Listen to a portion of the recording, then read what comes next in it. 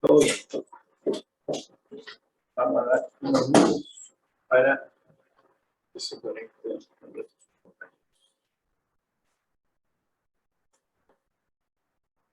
Tuvimos un cambio en las clases, pero en el fondo igual la unidad de patología. El doctor Lozada hace clase más y después también. Las clases se ponen en casa.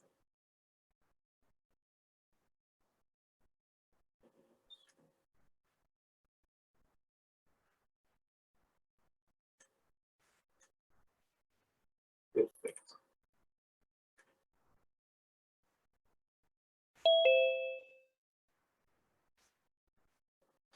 Ya. Entonces, en orden al tiempo, 12:05, vamos a comenzar Recording in progress. La clase de hoy día corresponde al tema de tumores periampulares. La verdad, ustedes tienen que conocer amplios conceptos respecto a esto. Van a ver que son 4 patologías completamente distintas unas de la otra, pero que se manifiestan como un diagnóstico sintomático como un tumor periampular. Tienen pronósticos distintos, diagnósticos distintos y formas de tratamiento distintas, aunque el tratamiento quirúrgico es bastante en las 4 patologías. Lo primero que tienen que tener claro es a qué se refiere la zona periampular. La zona periampular corresponde a la zona donde está la ampolla de Vater, donde está la papila duodenal, en la cual coexiste la llegada de la vía biliar con el conducto pancreático principal. ¿Ya?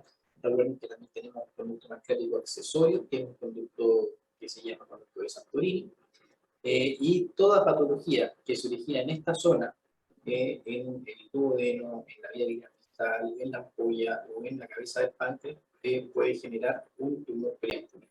¿Ya? Aquí está, estrecha relación tiene la vía biliar completa con la vía intrahepática, con la vesícula biliar, con el duodeno, con el antro gástrico y con el yeyuno proximal. En general, los tumores periampulares corresponden a un grupo heterogéneo de tumores que se ubican en la región anatómica, como les dije, y que respeta su nombre. Son 4 entidades completamente distintas: el cáncer páncreas, el de vía biliar distal o el colangiocarcinoma distal, los tumores duodenales y los tumores de la ampolla de Vater. Esos son los 4 tumores periampulares más frecuentes. Cada uno de ellos puede tener sus subdivisiones, pero los tienen que conocer de esa forma. El adenocarcinoma de páncreas corresponde al que es más frecuente. Sin embargo, hay otras neoplasias pancreáticas, como lesiones inflamatorias, adenopatías regionales, incluso coledocolitiasis o cálculos también en el conducto pancreático, que también pueden simular un cuadro clínico que es bastante parecido. Los tumores de ampolla de Vater son mucho más raros y generalmente se detectan en estadios más precoces porque son más sintomáticos, presentan ictericia de manera más precoz que en los otros pacientes. Y como les dije, tienen una presentación clínica similar, pero tienen un distinto comportamiento biológico, distintos factores de riesgo y una distribución geográfica, y sobre todo también la incidencia en el cáncer de páncreas oscila entre 8 a 12 por 100.000 personas al año, ocupado el 13º lugar a nivel mundial, aunque en los últimos años esto ha ido en aumento. La edad de presentación en promedio es a los 65 años, pero se ha observado un aumento lineal de casos a partir de los 50 años. Va por los 50 años, es infrecuente, aunque hemos visto en el hospital varios casos menores de 50 años de pacientes con tumores de páncreas, principalmente. Antes de los 45 años, en general es infrecuente y en general se debe a predisposiciones familiares. Y mundialmente el cáncer de páncreas ocupa el 8º lugar en muertes por cáncer, con una sobrevivencia menor al 20% en un año. O sea, es un tumor que es muy malo. En Estados Unidos causa 30.000 muertes por año y en Chile ocupa el 8º lugar de muerte, tanto en hombres como mujeres. Respecto a los factores de riesgo, estos son los que ustedes tienen que conocer, principalmente el tabaquismo. El tabaquismo probablemente ustedes lo escucharon también dentro de sus clases de medicina interna, es un factor de riesgo para muchos tumores. Antes he estudiado que tiene una asociación muy importante. La presencia de diabetes mellitus como diagnóstico previo, como diagnóstico reciente, también puede ser un factor de riesgo. La presencia de pancreatitis crónica, la presencia de alcohol asociado a pancreatitis crónica, la herencia, la genética, antecedentes familiares de cáncer de páncreas en primer grado también predisponen a tener un cáncer de páncreas. La exposición ocupacional a carcinógenos, una dieta rica en grasa de proteínas, la obesidad y también causas genéticas, mutaciones del gen Carras, por ejemplo, o por ejemplo P53, que es supresor de tumor, también puede desencadenar uno de estos tumores periampulares, principalmente el cáncer de páncreas. Respecto a la patología y la extensión, la verdad, aquí lo que ustedes tienen que conocer más es el cáncer de páncreas. tanto me enfoqué principalmente en eso en esta clase. El adenocarcinoma ductal del páncreas es la etiología más frecuente. El evento inicial, la verdad, parece poco claro, aunque aparentemente se originaría en neoplasias pancreáticas intraepiteliales. Se divide en alto grado, en 3 grados, perdón, en alto, moderado y bajo grado, según las atipias celulares que estos puedan presentar en la biopsia. Y las displasias de alto grado son las que evolucionarían a adenocarcinoma. Tiene 3 vías de extensión el cáncer de páncreas. Una vía de extensión linfática, que tiene compromiso en el foro regional y a distancia. Diseminación hematógena, porque tiene compromiso de órganos a distancia, y ahí empiezan a hacer metástasis, principalmente en el hígado, en el pulmón y el hueso. Y por vía celómica o transcelómica, que comprometen la cavidad peritoneal. Respecto, como le dije, esto está enfocado principalmente hacia el cáncer de páncreas. Clasificación histopatológica. Ustedes saben que el páncreas es una glándula y tiene tejido exocrino y endocrino, y cada uno puede dar origen a una neoplasia. La mayoría son de origen exocrino, siendo la mayoría malignos, aunque hay tumores, neoplasias pancreáticas que son benignos. Y respecto a su ubicación, lo más frecuente es que se presenten en el 75% en la cabeza o en el cuello del páncreas, de un 15 o 20% en el cuerpo pancreático y de un 5 al 10% en la cola pancreática. Respecto de los tumores exocrinos, que son la gran mayoría, estos pueden ser, como les dije, benignos o malignos. Los benignos son las neoplasias quísticas, más conocidas son el cistoadenoma mucinoso, el cistoadenoma seroso. Las neoplasias mucinosas papilares intraductales, que estos son tumores bastante nuevos, digamos, con guías clínicas recientes que han aparecido respecto a su tratamiento. Esto puede ser de ramas principales de conductos pancreáticos, de la rama principal, perdón, de conductos pancreáticos o rama secundaria. Y un tumor con nombre propio, que es el tumor de France, que es conocido como una neoplasia sólida pseudopapilar, principalmente que se presenta en mujeres en edad fértil y mujeres jóvenes. Los tumores malignos, como les dije, principal es el adenocarcinoma ductal, en un 80%, y los cistoadenomas, como les nombré antes, pueden malignizarse y pueden presentarse como cistoadenocarcinomas mucinosos o serosos. Y los cistoadenomas mucinosos en general son los que tienen mayor potencial premaligno, a diferencia de los cistoadenomas serosos, que en general tienen un potencial maligno prácticamente nulo. Y respecto a los tumores de origen endocrino, corresponde al 5%. Estos son tumores que se denominan neuroendocrinos, que son lesiones sólidas que pueden asociarse a las neoplasias endocrinas múltiples tipo 1, y el 50% de ellos son funcionales. Y los más conocidos y el que más nosotros hemos visto acá y que hemos tenido que operar son los insulinomas. En el último tiempo hemos tenido que operar 2 en los últimos 6 meses aproximadamente. Los gastrinomas, los glucagonomas, los somatostratinomas y los lipomas, que son dependientes del péptido intestinal vaso.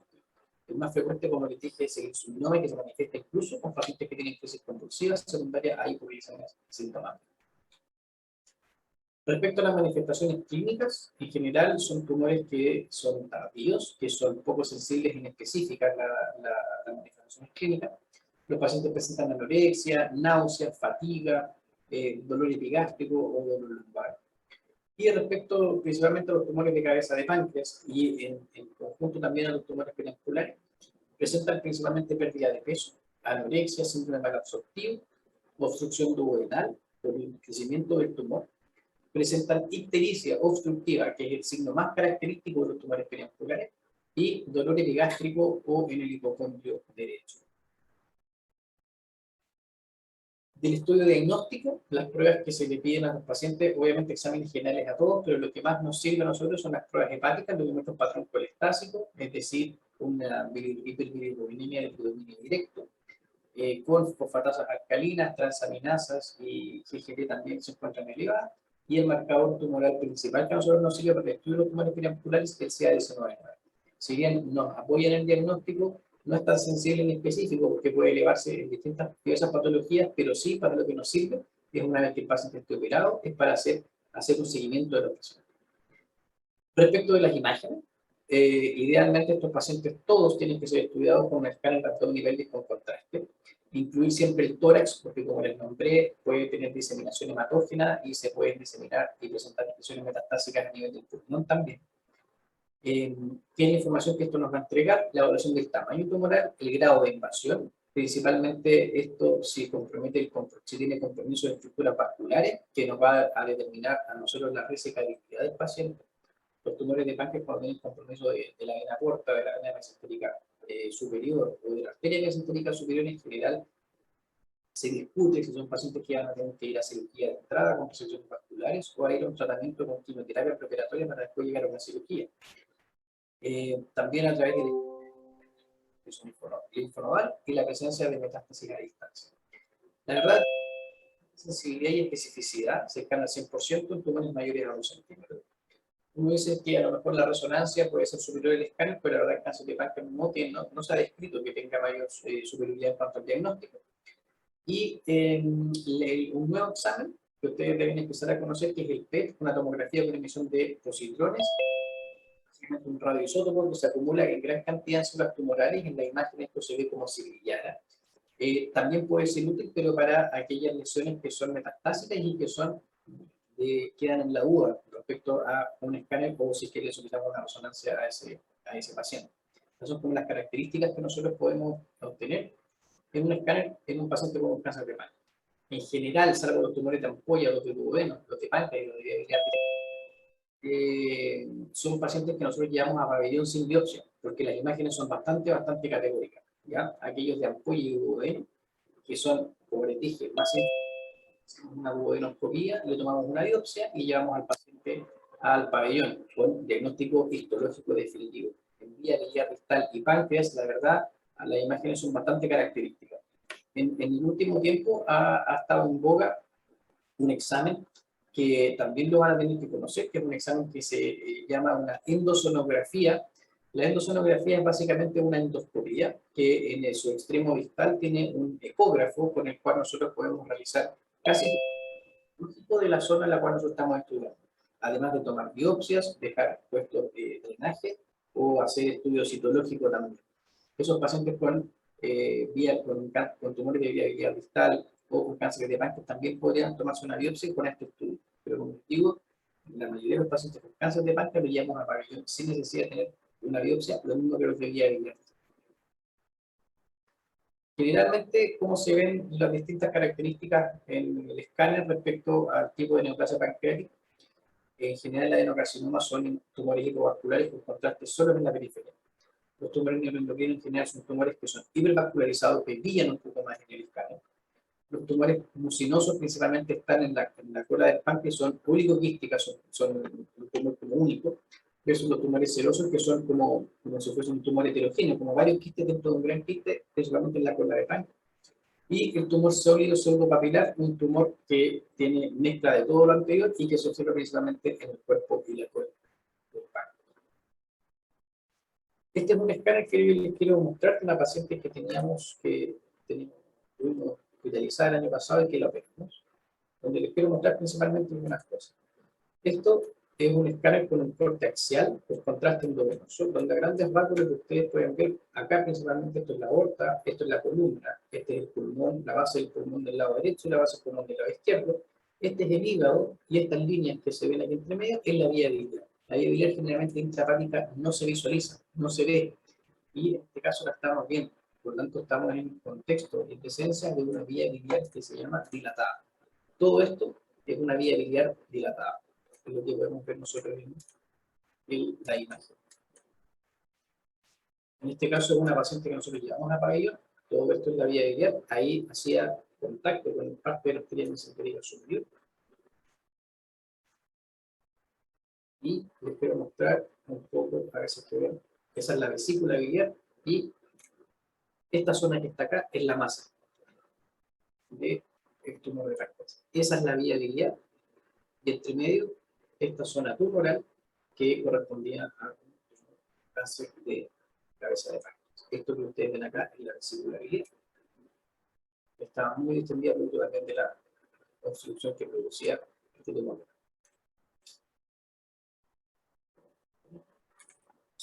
Este es un corte coronal, a diferencia del anterior, tenemos al paciente de frente, el cual también les quiero mostrar un poco donde se ve.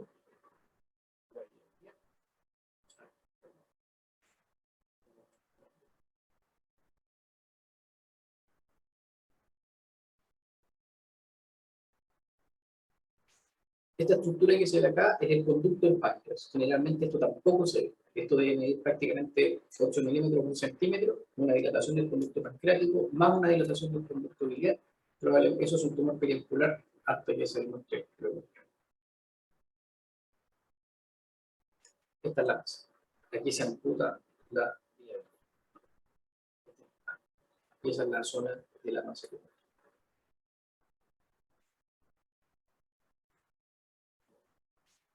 Este es el examen que yo les comentaba, la endosonografía. En general, los pacientes que tienen tumores de ampolla y los pacientes que tienen tumores de ampolla de Batten, los tumores duodenales, son tumores que crecen hacia dentro del lumen duodenal. Por lo tanto, son exámenes que con la duodenoscopía, en una ecografía endoscópica, nosotros podemos ir y dirigidamente tomar una biopsia. Dejarle puesto una prótesis y nuestro resultado de la biopsia, con eso disminuimos la ictericia del paciente y confirmamos su diagnóstico. Pero la diferencia en los tumores de vía biliar distal quizás no tan útil en la vía biliar, pero sí en el de páncreas, es este examen, la endosonografía, que incluso puede tener una evaluación casi histológica respecto del páncreas. En general es un examen que tiene mayor sensibilidad para la detección de lesiones pancreáticas, además lesiones pequeñas, 2 a 3 milímetros, permite una mejor evaluación del eje porto-mesentérico para ver si es que este tumor tiene compromiso vascular o no. Como les dije, esto puede complementarse con punción con aguja fina para tomar biopsias de tumores quísticos o de linfonodos y además estudios de marcadores tumorales de la zona que nosotros funcionamos o del líquido que nosotros podemos extraer. Respecto a la ventaja que tiene con la geografía retrógrada endoscópica o la CPRE, tiene básicamente una visión directa de la materia del duodeno, además que permite la instrumentalización de la viabilidad. Permite obtener muestras, biopsias o un cerillado, que en realidad lo ocupamos muy poco para citología, porque tiene escaso rendimiento para la detección de células neoplásicas. Y además podemos contrastar la viabilidad para ver zonas que sean de estenosis o cambios de ganglio. No sirven solamente para los tumores de viabilidad distal, sino también para los tumores de tensioneo de viabilidad, o los tumores de cáncer. Y en aquellos pacientes en los cuales no tenemos la duda si hay lesiones metastáticas hepáticas o peritoneales y no son categóricas en las imágenes, en algunos casos consideramos una laparoscopía diagnóstica no para resección, sino solamente para evaluar si es que hay diseminación o no de la enfermedad. Respecto de la etapificación, se utiliza la clasificación de la TNN, que básicamente corresponde al tamaño tumoral, al compromiso nodal, y la N es la metastasia de distancia. Los estadios localizados son las etapas 1 y 2, y los estadios avanzados son las etapas 3 y 4. Todo esto básicamente se hace con la biopsia definitiva de la pieza operatoria. Nosotros vamos a tener el tamaño tumoral, el número de ganglios comprometidos y vamos a poder hacer esta estadificación. Pueden tener un T3 en 0 en 0, un T1, T2, T3 en 1 en 0, y según eso, nosotros vamos a determinar un tratamiento adyuvante posterior. ¿Cuál es el tratamiento? El tratamiento de los tumores periampulares, básicamente su objetivo es, antes de operarlos, perdón, hay que clasificar a los pacientes si es que estos son resecables, si son localmente avanzados, borderline, que son aquellos pacientes que, como les dije, pueden tener compromiso vascular, y aquellos que son irresecables, que son aquellos que tienen una gran masa que compromete toda la vasculatura y que además pueden tener presencia de metástasis a distancia. Los tumores que comprometen la cabeza del páncreas y hacia la derecha del eje mesentérico son resecados mediante una pancreatobectomía. Y los tumores que comprometen hacia el cuerpo y la cola y comprometen hacia la izquierda en dirección hacia el vaso son resecados mediante una pancreatectomía distal. Esos son tumores que no caben dentro de los tumores periampulares. Las indicaciones de resección en general se han extendido en el último tiempo. Actualmente, como les dije, el compromiso venoso, mesentérico o portal no constituye una contraindicación para la resección. Se pueden hacer resecciones vasculares, tanto arteriales como venosas, pero con reconstrucción vascular, lo cual, la verdad, es bastante complejo de realizar. Y la idea es que siempre que se haga esto, el paciente tiene que lograr una cirugía R0 que en el fondo no tenga tumor macroscópico comprometido. R1 es cuando dejamos un paciente con tumor microscópico comprometido y R2 es cuando definitivamente el paciente quedó con tumor puesto porque se encontró en el evento operatorio que no se podía hacer una resección completa. Y se hace una cirugía o una resección con láser. El compromiso arterial es el que determina si es que los tumores de páncreas son borderline, en el fondo están más avanzados de una resección formal, pero tienen un compromiso vascular. principalmente este compromiso arterial borderline se define con el compromiso menor a 180 grados de la arteria mesentérica superior, dentro de las posibilidades de la arteria hepática común, y, o cuando tienen un compromiso mayor a 180 grados en un segmento corto de la arteria hepática común. Ese tipo de tumores en general se ha descrito que hay que tomarles una biopsia y hacerle tratamiento neoadyuvante y ponerles una prótesis biliar por vía endoscópica o vía percutánea para que no tengan ictericia y se pueda hacer una quimioterapia neoadyuvante adecuada. Posteriormente a la quimioterapia neoadyuvante se hace una reevaluación del paciente con imágenes nuevamente y marcadores tumorales, que se ve si el paciente redujo su tamaño tumoral y redujo su compromiso vascular para poder llegar posteriormente a una cirugía. ¿Ya? Respecto de la cirugía, ¿en qué consiste? La cirugía se denomina una pancreatoduodenectomía o operación de Whipple. Los órganos resecados durante el procedimiento básicamente son el antro gástrico, la vesícula biliar si el paciente no está colecistectomizado, la vía biliar distal, la cabeza del páncreas y la totalidad del duodeno. Incluso pues, les digo que se reseca desde el antro gástrico hasta unos 10-15 centímetros del yeyuno proximal, abarcando todas las 4 porciones del duodeno. ¿Cómo queda la reconstrucción? Porque nos va a quedar el páncreas con su conducto abierto, la vía biliar con su conducto abierto y el estómago que está seccionado. Entonces se hace una reconstrucción con una pancreatoidoneectomosis o una pancreatogastroectomosis, o sea, una unión del conducto del páncreas al intestino o una unión del conducto pancreático al estómago. Una hepático-yeyunoanastomosis, que en el fondo es la unión de la vía biliar hacia el intestino. Y posteriormente una gastroyeyunoanastomosis, que es la comunicación o la unión del estómago al intestino mediante una asa única de yeyuno. Se hacen las anastomosis o las uniones a la misma asa de yeyuno en la que se denomina una asa del Zaire, o también se puede hacer una alternativa en una hidro. Puede preservarse el píloro, procedimiento que se llama de los Mayer, y lo que sí es que esta cirugía es muy mórbida, tiene una mortalidad que va del 20 al 40%, perdón, una morbilidad de un 20 al 40%, siendo la principal la fisura pancreática, y una mortalidad que va de un 2 a un 5%. Es una cirugía larga, compleja, con varias anastomosis y que requiere una expertise bastante adecuada para poder lograr tener resultados favorables. Básicamente esto es lo que se realiza. Aquí está el tumor de cabeza de páncreas y esta es la zona que se reseca. Todo lo que está en un color que es como morado en este caso.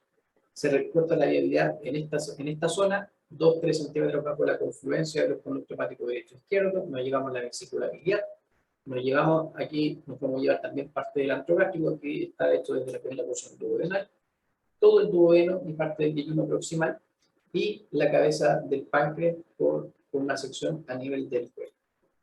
La reconstrucción, como les dije, aquí está el páncreas con su unión o anastomosis al yeyuno, la vía biliar con su anastomosis al yeyuno, y el estómago en esta zona con su anastomosis también al yeyuno. El páncreas también puede unirse al estómago, ya sea es una pancreatogastroanastomosis de acuerdo a criterio digamos, de la presencia de un conducto pancreático principalmente fino. Y la decisión que le tomamos. Pero esta es la cirugía de Whipple y esto es lo que habitualmente hacemos nosotros. Es muy importante, la verdad, el tratamiento adyuvante en el cáncer de páncreas. Se ha visto que la sobrevida de los pacientes aumenta si es que se suma cirugía más quimioterapia adyuvante.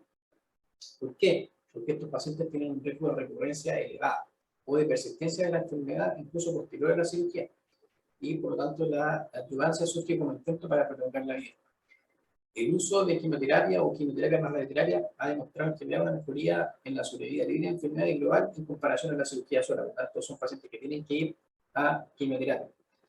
Principalmente se utilizan uso de análogos de la pirimidina, que es el 5-fluoracilo, y análogos de nucleócidos como la gencitabina. Y en el último tiempo se ha estado utilizando un esquema, que esto generalmente para que ustedes lo conozcan, un esquema adyuvante posterior al caso al tratamiento quirúrgico que se llama fulfirinos, que son 3 fármacos. Perdón, son 4 fármacos. El ácido folínico o leucovoline, el 5-fluoracilo, el inotecan y el oxaliplatina. Esa es la sigla del fulfirinos. Todavía está en discusión si es que la radioterapia es necesaria o no en el cáncer de páncreas. Se están haciendo estudios clínicos en los cuales se está utilizando radioterapia además de quimioterapia en los pacientes con cáncer de páncreas, y se ha visto que aparentemente tendrían un resultado favorable en aquellos pacientes que quedaron con tumor microscópico residual o si tienen la distancia del margen libre del tumor es menor a 1 milímetro. A pesar de lo anterior, la mediana de sobrevida a pesar de la cirugía, quimioterapia, radioterapia, todo tiene una mediana de sobrevida de un 20 a 23 meses y 22 a 29% a 5 años. Es bajo, o sea, casi 2, 3 de cada 2, 3 de cada 10 pacientes a 5 años sobrevive a su cáncer de páncreas.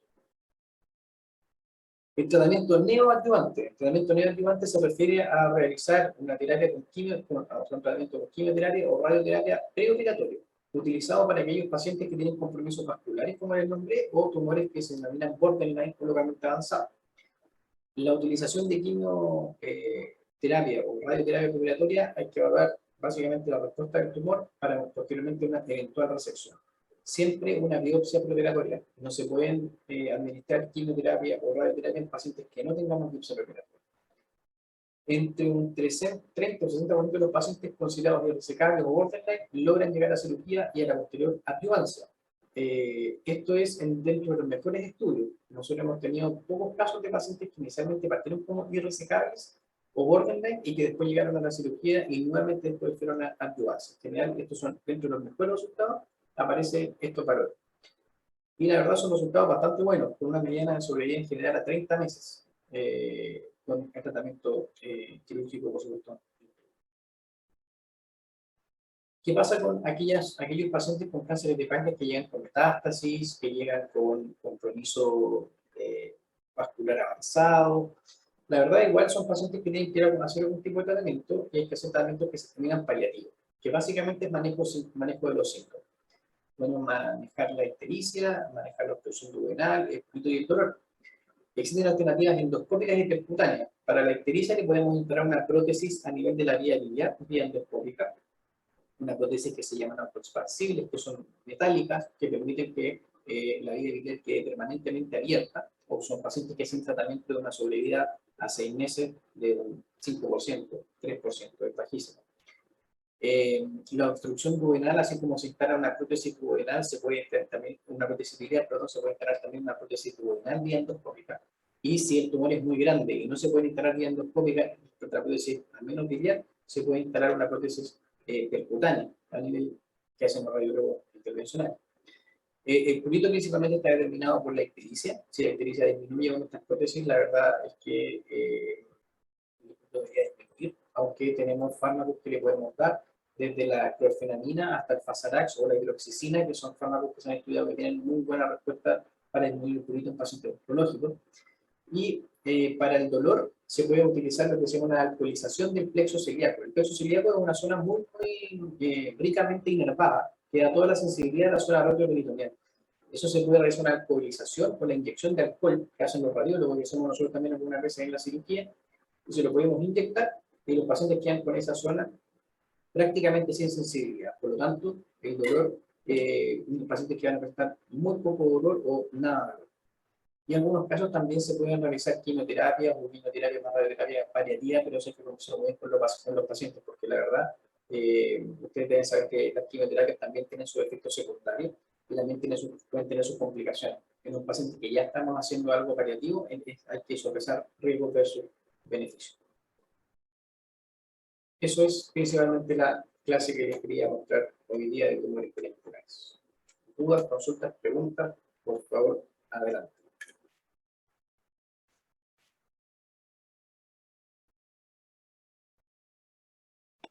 Doctor, yo tenía dos dudas. La primera, en esa foto que usted nos mostró de todas las anastomosis que se hacían, ahí no existe, bueno, es que creo que quedó con el antro y el píloro, pero si es que se saca eso y se pone la vía biliar tan arriba, ¿no se produce reflujo? ¿Qué es lo que se trata de evitar con ley de Roth? No, la verdad es que no, la verdad es que no. Lo primero que tú haces es una unión del páncreas con el intestino, allí hay uno, ¿ya? Como esta misma forma. Después tú haces la unión de la vía biliar, aquí hay uno. Y esta anastomosis, tú en general, este es como más un longmire, en el fondo preservaste el antro. Tú, esto lo seccionamos un poquito más arriba, y la anastomosis entre esta y esta la hacemos prácticamente como a unos 50-60 centímetros. Por lo tanto, la probabilidad de reflujo es baja. Ah, ya. Puede ser, pero es probabilidad. Y lo otro que tenía es que al sacar la cabeza del páncreas, ¿Queda como 100% funcional, por ejemplo, para no producir diabetes o como problemas digestivos? Mira, en pacientes que ya son diabéticos no tenemos problema. Hemos visto que se descompensan un poquito de su diabetes en los primeros meses por cirugía, pero posteriormente los pacientes logran una glucosilada bastante adecuada. Hay que ajustar los niveles de insulina. En los pacientes no diabéticos hay que realizar una utilización estricta durante el primer año por cirugía, con glucemias en ayunas, tolerancia a la glucosa oral y hemoglobina glicosiladas también, para ver si es que le desencadenamos una diabetes posterior a la cirugía. En general, las células alfa y beta del páncreas están localizadas con mayor densidad en el cuerpo y la cola, más que en la cabeza del páncreas. Por lo tanto, vemos más ese problema en pacientes que hacemos pancreatectomías distales, más que en pancreatubenectomía. Ya. ¿Y el tema de las amilasas y lipasas no afecta la digestión? No ¿No? para nada. Son pacientes que al inicio pueden tener un poquito de insuficiencia pancreática exopina. Claro, un poquito de diarrea, puede ser, pero la verdad, no, posteriormente los pacientes tienen los pacientes que andan bien, digamos, que de una buena sobrevida, lo que se ha estudiado, no hemos hecho ese estudio acá, pero lo que está descrito es que la calidad de vida respecto a la alimentación no cambia mucho. Sí durante el primer año, pero después, cuando ya los pacientes hacen su tratamiento con quimio, radio, todo lo que tengan, terminan su intubancia y tienen solamente su seguimiento, trastornos digestivos, la verdad, presentan muy pocos y si es que son leves. Ya, súper. Gracias, doctor. ¿Alguna otra pregunta? Doctor, hola, ¿cómo está? Yo tengo una duda en específico. En cuanto al marcador CA19-9, ¿usted lo considera como un marcador muy sensible, poco sensible? ¿Cuál sería la elevación considerable para tomar en cuenta que sería un tumor periampular? ¿Cuál Mira, considera que sería el rol de eso? buena pregunta. En general, el CA19-9, si tú le tomas a un paciente que tiene un cólico biliar, que tiene una colecistitis aguda, que tiene una colangitis o una pancreatitis, te puede aparecer elevado. ¿Ya? O sea, eso te dice que es un marcador que no es ni muy sensible ni muy específico, ya que se eleva en muchas, incluso en patologías benignas. ¿En qué nos apoya? En aquellos pacientes, por ejemplo, que tenemos un cáncer de páncreas metastásico con un CA19-9 mayor a 1000, probablemente ese paciente nosotros vamos a decir que ni siquiera vamos a ir a tratamiento con quimioterapia neoadyuvante ni nada, sino que vamos a hacer tratamiento netamente paliativo, porque asociado a las imágenes con un marcador tumoral muy elevado, la verdad un paciente que tiene un pronóstico que ya se ve que es muy malo. El CA19-9 como para el rol diagnóstico no es bueno, para el seguimiento sí. Y hay que verlo, como te digo, dentro del contexto del paciente, porque puede llevarse también en patología benigna. No sé si queda claro. Sí, sí, me quedó claro, doctor. Muchas gracias. Ya. Porque siempre nosotros lo tomamos, siempre. Ahora, podemos tener un tamaño tumoral pequeño, un tumor de 1 centímetro en la cabeza del páncreas o en la vía distal, y tener un CA19-9 en 400, 500, sí, también se puede, pero por las imágenes tenemos todas las características de que ese tumor es resecable y lo vamos a ir a operar igual, independiente del valor del marcador tumoral. Y por otro lado, podemos tener pacientes con cáncer de páncreas metastásico con un CA19-9 normal. Entonces, en ese caso, lo que nosotros hacemos es que le pedimos a los radiólogos, como no tenemos disponibilidad de endosonografía, de tomarle una biopsia al tumor de páncreas en este caso. Ese es como el protocolo que ocupamos en el equipo. ¿Alguna otra pregunta? Doctor, ¿Sí? la alta mortalidad de este tipo de cáncer es por recidiva del cáncer o complicaciones de la cirugía. ¿A qué se debe? Lo que mostré ahí de mortalidad, principalmente esto, mortalidad de la cirugía. Mira, para ponerlo en contexto, yo les diría que una pancreatobunectomía u operación de Whipple es el segundo procedimiento en cirugía hepatobiliar más complejo después de un trasplante hepático. Requiere una formación, una experiencia bastante adecuada, bastante larga para poder lograr morbilidad y mortalidad adecuada.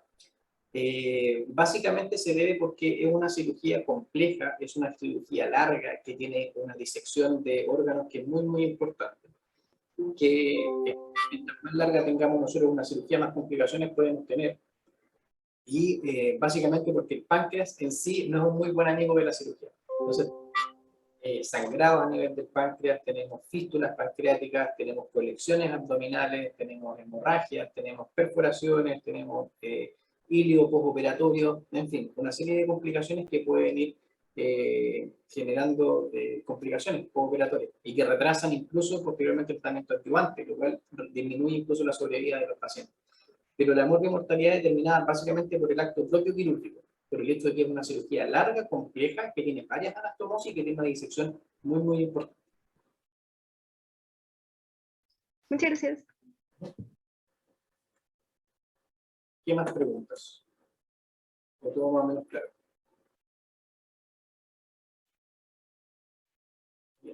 El Whipple, la verdad, nosotros siempre decimos, es una cirugía muy, muy bonita. Uno ve órganos que te hace disecciones muy bonitas, todo el pedículo hepático, todo lo arterial, lo venoso, hasta que comienza el postoperatorio. El postoperatorio con Whipple no tiene que estar encima, porque son pacientes que en cualquier momento se pueden complicar. Una de las complicaciones que puede haber es la fístula pancreática. La fístula pancreática es la salida de líquido pancreático de la anastomosis que se utilizó del páncreas. Nosotros dejamos un drenaje alrededor de esta anastomosis y el líquido pancreático la verdad tiene una capacidad enorme para poder filtrar entre medio de esta unión. Se han probado, yo creo que se han descrito, no sé, 10, 15 o 20 técnicas de reconstrucción del páncreas y todas filtran. Todas tienen algún grado de filtración. No hay una técnica perfecta. Y nosotros le dejamos drenaje aquí en esta zona. A veces los drenajes no son capaces de conducir todo el líquido pancreático que sale y forman las colecciones abdominales, que esas hay que ir a funcionales y en algunos casos tenés que hacer reoperación. Así que eso es lo que le quería contar del humor experimental. Doctor, yo tengo una pequeña duda, pero más que nada es por curiosidad, en torno a los pacientes después de la cirugía de Whipple. ¿Cómo sería su vida después de esto? ¿Cambia algo, por ejemplo? ¿Tienen que tener cuidado con la comida? ¿Tienen prohibidas ciertas cosas? No sé. ¿Cómo será los pacientes? Nosotros no sé si hemos tenido la suerte de operar pacientes con tumores bastante iniciales y precoces y hemos tenido sobrevida bastante larga en varios pacientes. Y la verdad yo te diría que después del 5.º año de la cirugía, los pacientes tienen una vida completamente normal. Pueden comer prácticamente de todo, siempre se les dice que tengan una vida saludable, o sea, evitar comer grasa, figura, bebidas gaseosas, el alcohol, el tabaco, pero como te digo, no tendría ninguna prohibición de alimentos después ya de los 5 años. Uno dice, tú, en 5 años voy a estar comiendo régimen liviano. No, se trata de tener un régimen adecuado para lo que pueda comer el paciente en este caso. Yo te diría que en este caso no afecta tanto el tema digestivo respecto a cuando, por ejemplo, tenemos un paciente con un cáncer gástrico y se le hace una gastrectomía total. Esos son pacientes que tienen que estar incluso con suplementos de vitaminas y minerales, son pacientes que hacen anemia. En el caso de estos pacientes no. Sabes que la verdad no es tan complejo el tema nutricional. El tema nutricional preoperatorio y postoperatorio tiene que ser adecuado. Mantener albúmina y hiperalbúmina ojalá en rangos adecuados. A diferencia de los pacientes con cáncer estómago completo, esos pacientes sí tienen, teoría, afectan más su calidad de vida respecto a los pacientes con cáncer de páncreas u operados de un hueso. Estos pacientes cuando andan bien, andan pero muy, muy bien. Vale, muchas gracias, doctor. Eso. Así que, bueno, creo que les haya quedado claro algunos conceptos principales de los tumores perianculares. Mañana y el jueves entonces tienen el resto de sus clases de la unidad de patología. Estén muy bien. Nos vemos. Chao, doctor, que esté Gracias, bien. doctor, que esté bien. Doctor.